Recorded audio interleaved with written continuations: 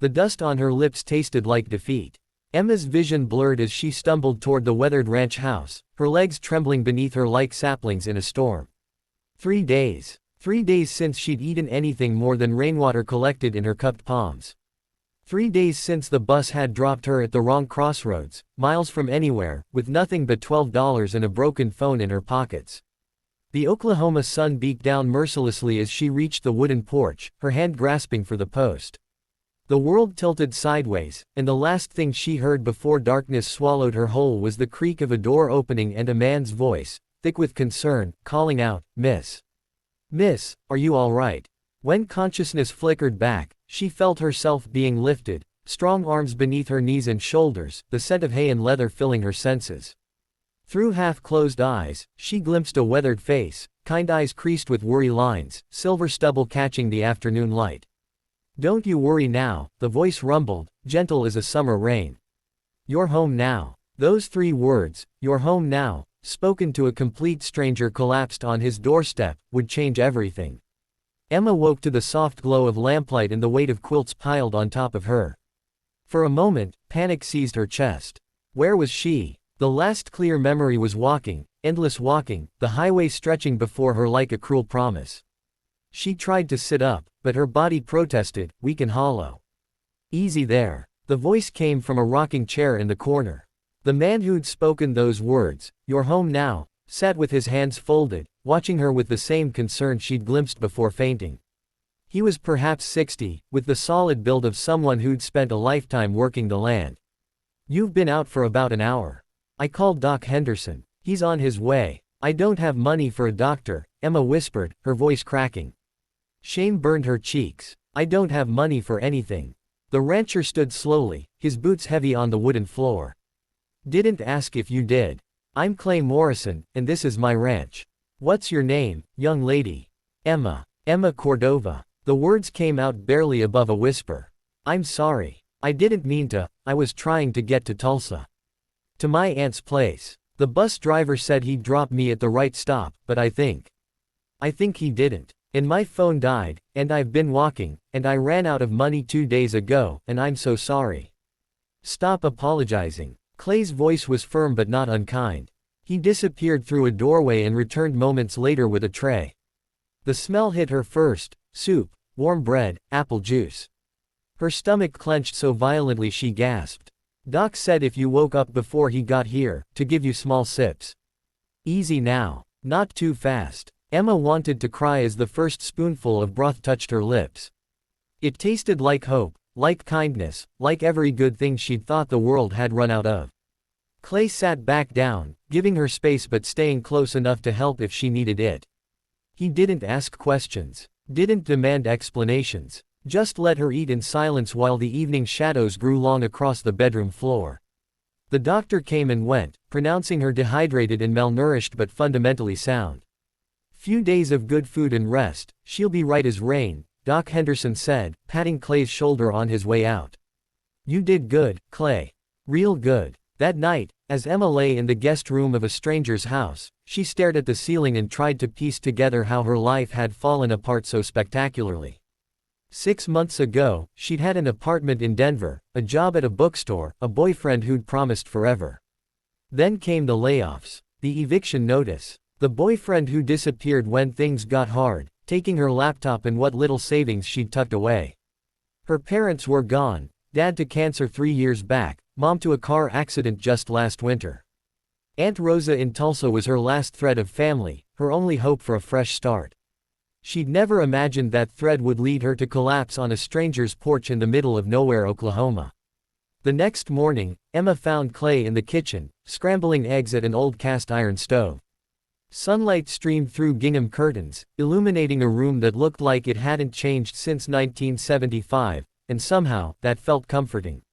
"Sit," Clay said, nodding toward the table. "You need to eat regular today." "Small meals," Doc said. "Mr. Morrison, I can't thank you enough, but I need to." "Clay. Just Clay." He set a plate in front of her. "And you need to rest. That's what you need to do.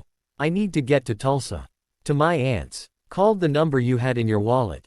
Woman named Rosa." Emma's heart jumped. She answered. "Is she?" She's been worried sick. Police report filed and everything. I told her you were safe, that you'd call her after breakfast. Clay poured coffee, his movements deliberate and calm. Also told her you'd be staying here a few days until you got your strength back. I can't impose like that. You've already done so much. Clay sat down across from her, his weathered hands wrapped around his own coffee mug. You know what my late wife Martha used to say. She said the Lord puts people in our path for a reason. Sometimes we're meant to help. Sometimes we're meant to be helped. But we're always meant to pay attention. His eyes, a faded blue like old denim, held hers. I'm paying attention, Emma. And what I see is someone who needs a safe place to land for a minute. So that's what I'm offering. No strings. No debt. Just kindness. The tears came then, hot and unstoppable. All the fear, all the hunger, all the desperate loneliness of the past weeks poured out of her. Clay handed her a napkin and waited, patient as the plains themselves. Over the next 3 days, Emma discovered that Clay Morrison ran a modest cattle ranch with the help of 2 part-time hands. He'd lost Martha 2 years ago to pneumonia, and their only son lived in Seattle with a family of his own, too busy with tech world success to visit often. The house still bore Martha's touches, her herb garden slowly growing wild, her romance novels on the shelves, her presence in every carefully chosen piece of furniture. She'd have liked you, Clay said on the 3rd evening as they sat on the porch watching the sunset paint the sky in shades of amber and rose. Martha always had a soft spot for strays, 2-legged and 4-legged both. Emma smiled, her strength returning with each good meal, each full night's sleep. I'm grateful she married someone who inherited that quality. Learned it from her, more like. Clay rocked slowly in his chair. You talked to your aunt again today. I did. She's expecting me this weekend. She sent money for a bus ticket through Western Union. Emma paused. Clay, I don't know how to thank you. You saved my life. No thanks needed. But I do have something to ask you. Clay turned to look at her. Martha and I used to run this place together. She handled the books, the correspondence, the business side while I managed the cattle and the land. Since she's been gone, I've been drowning in paperwork. My son keeps saying I should sell, move to some retirement community, but this land. He gestured at the rolling fields, the ancient oak tree in the yard, the barn where swallows nested. This land is my heart, Emma. I can't leave it. What are you asking? Stay. Not forever, I know you've got your own path to walk. But stay a month, maybe 2. Let me pay you fair wages to help me organize this mess of an office, get my accounts in order, maybe help around the house. Give yourself time to save up properly before you start fresh in Tulsa. Give yourself time to heal. Emma's breath caught. The offer was more than generous, it was a lifeline. But more than that, it was trust.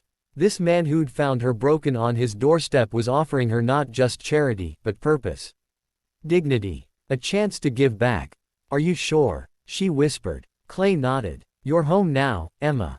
I meant that when I said it. And home isn't just about having a roof over your head. It's about having a place where people see your worth, even when you can't see it yourself. 6 weeks later, Clay's office was transformed from chaos into order. Emma had discovered she had a gift for organization, for understanding the rhythms of ranch business.